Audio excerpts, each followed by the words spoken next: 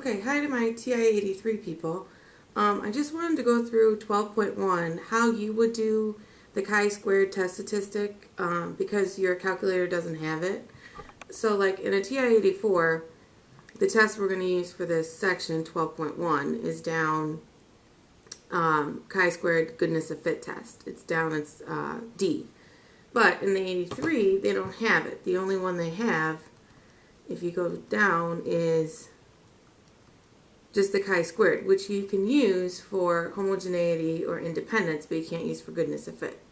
So you'd have to do it by hand. At this point, since you have some time, you can do it by hand. On the AP test, you can always borrow one of my calculators, but I wanted to show you kind of what you have to do since you can't find the p-value in the calculator. So if you look at the 12.1 notes, we're looking at the example. Here's the high school teacher. Here's the observed values. Then I'm not going to go through the whole problem again, but we went through and we found the expected counts based on the proportion. So you know the chi-squared is, let me make sure I get this right, is the observed minus the expected squared over the expected.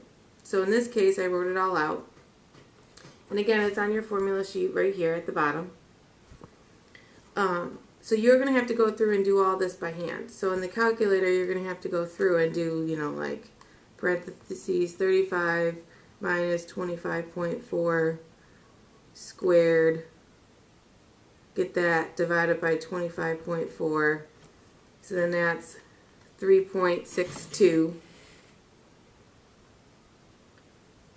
63 or whatever. And keep going and then add them all up. And you should get a chi-squared close to this. This is probably more accurate because, you know, the calculator's not rounding, but you should get something close to 6. Now to find your p-value, what you're going to have to do is in the formula sheet, go to the very back page, that's our chi-squared critical values, and you got to look at the degrees of freedom. So here our degrees of freedom was 4 because we had 5 categories, so take away 1. So I'm going to go to row 4, let's zoom in a little bit. So I'm going to go to row 4. I want to get as close to 6.59 as I can. So row 4 I get 5.99, 6.47. So my p-value is in between 0.15 and 0.2. So it's okay on yours. Instead of just writing a p-value like this, you can write it as an inequality. You would just write, what did I say? Degrees of freedom 4. So 0.15 less than p less than 0.2. So that would be your p-value. The AP exam is totally fine with you giving an inequality.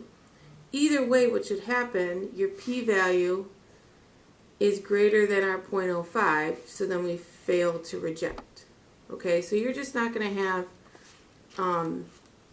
as accurate a p-value. Now, if it's closer to, if you get a degrees of freedom that's off, or chi-squared that's off in either direction, you can just say the p-value is greater than 0.25, which again you would just reject or fail to reject. Or you can say the p-value is less than 0.005, in which case then that's a small p-value, we would reject the null hypothesis. So yours is just going to be a little less accurate, but it's fine.